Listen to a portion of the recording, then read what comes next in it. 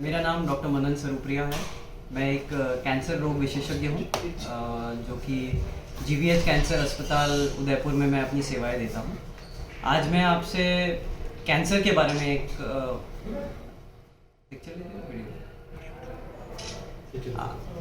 आज मैं आपसे एक कैंसर के बारे में कुछ बात करना चाहता हूँ।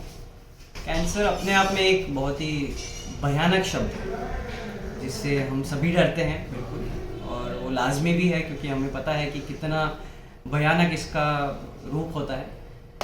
साथ ही साथ आज अगर हम बात करें, हम ऐसी स्टेज पर हैं, कैंसर के इंसिडेंसेस करीबन भारतवर्ष में अगर हम देखें, हर साल 15 लाख कैंसर के मरीज़ हमें देखने को मिलते हैं। हर साल नए कैंसर के मरीज़, उनमें से करीबन 9 से 10 लाख मरीज़ों की मृत्यु हो जाती है।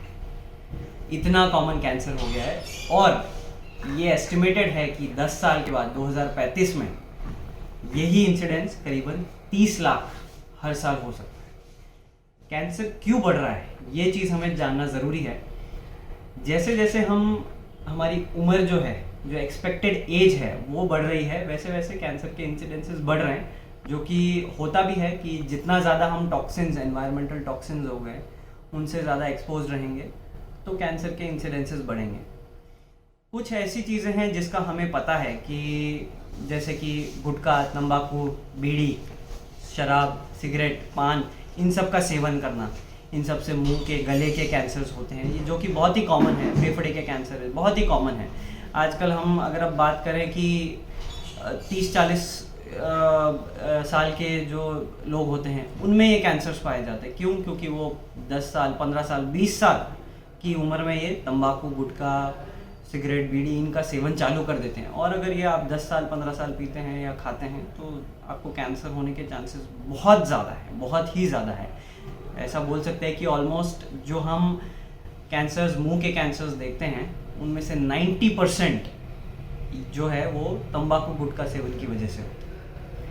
एक ये हो गया। दूसरा, साथ में अगर हम बात करें, जो बहुत ही कॉमन कैंसर है जो गांव की महिलाओं में देखने को मिलता है, बच्चेदानी के मुंह का कैंसर।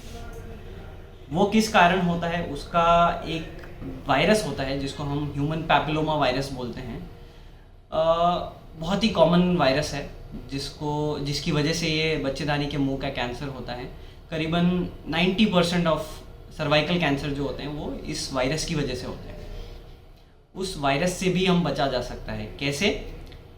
सरकार ने एक वैक्सीन लॉन्च करी है रिसेंटली, सर्वाइकल कैंसर वैक्सीन के नाम से, जिसको अगर आप 9 से 15 साल तक की बच्चियों में लगवाते हैं तो सर्वाइकल कैंसर से पूरी तरह से बचा जा सकता है। मतलब पूरी 100% आप बच सकते हैं। ठीक है, ये भी नहीं कि 90%, 100% तक आप इस कैंसर से बच सकते हैं। तो अवेयरनेस की अगर हम बात करें तो कैंसर के बारे में थोड़ा अवेयरनेस कम है लोगों को। क्यों होता है कैंसर, वो मैंने आपको बताया। थोड़ा हम बात करें कि कैंसर के सिम्टम्स क्या होते हैं, किस रूप में प्रकट होता है कैंसर। अगर हर साइड का अलग सिम्टम्स होते हैं। जैसे अगर मुंह के कैंसर की बात करें तो मुंह में छाला होना, बहुत समय से छाला है, वो ठीक नहीं हो रहा है। ठीक है, मुंह से ब्लीडिंग हो रही है, कोई मुंह से स्मेल आ रही है, कोई दांत की वजह से आपको दिक्कत हो रही है, और चीक बाइट जिसको हम बोलते हैं, या फिर मसूड़ों में कोई दिक्कत है, बहुत लंबे समय से अगर कोई ये आपको परेशानी है तो आपको तुरंत इस चीज़ को अपने डॉक्टर को दिखाना चाहिए या कैंसर स्पेशलिस्ट को दिखाना चाहिए। हो सकता है ये कैंसर का लक्षण हो। साथ ही साथ अगर आपको कोई लंबे समय से सांस में दिक्कत, सांस लेने में दिक्कत है, मुंह से बलगम आता हो, बलगम में खून आता है, ये समस्या है, तो आपको हो सकता है फेफड़े के कैंसर के लक्षण हो सकते हैं। तो उस दौरान भी आप तुरंत अपने डॉक्टर को दिखाएं। तीसरा, अगर हम बात करें, जो मैंने बताया बच्चेदानी के मुंह के कैंसर, वो बहुत ही कॉमन है।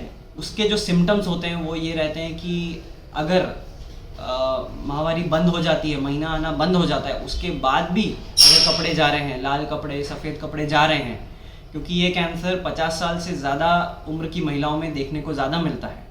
तो अगर महीने आना बंद हो गए, उसके बाद भी अगर आपको कपड़े जा रहे हैं, तो ये एक कैंसर का लक्षण हो सकता है। तो तुरंत आप इसको वेट ना करें, तुरंत अपने डॉक्टर को दिखाएं, जो भी जांच करानी है वो जांच कराएं, और उसके बाद अगर ये कैंसर आता है तो उसका तुरंत सही समय पर इलाज लें।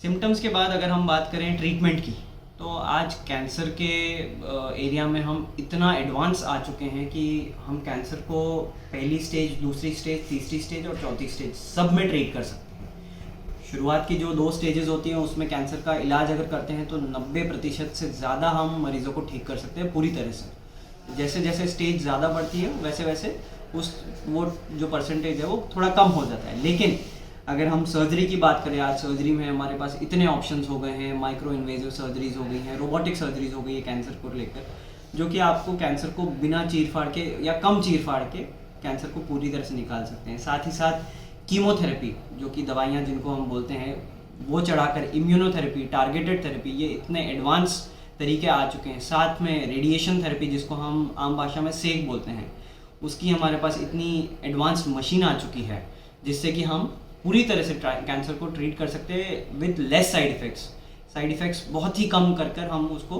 पूरी तरह से ट्रीट कर सकते हैं। हमारे पास जैसे नॉर्मली लीनियर एक्सेलरेटर करके एक मशीन होती है जिस पे हम कैंसर को ट्रीट करते हैं, वैसे ही हमारे पास एक टोमोथेरेपी करके मशीन है जो राजस्थान की एकमात्र और पहली मशीन है जिससे हम कैंसर का इलाज लेस साइड इफ़ेक्ट्स और कम टाइम में 5 मिनट के अंदर अंदर ये ट्रीटमेंट हम कर सकते हैं। तो फैसिलिटी वाइज या फिर ट्रीटमेंट वाइज हम बात करें तो कैंसर बहुत एडवांस पहुंच चुका है, इस एरिया में है कि हम इलाज बहुत अच्छे से कर सकते हैं, प्रोवाइडेड बाकायदा अगर आप इसको जल्दी अपने डॉक्टर के पास जाएं, जल्दी इसका इलाज कराएं, और अगर बचना है तो हम कैंसर वैक्सीन जैसे मैंने बताया उसको अगर हम लें तो उससे पूरी तरह से बचा भी जा सकता है, और अगर समय पर इलाज लें तो पूरी तरह से ठीक हुआ जा सकता है।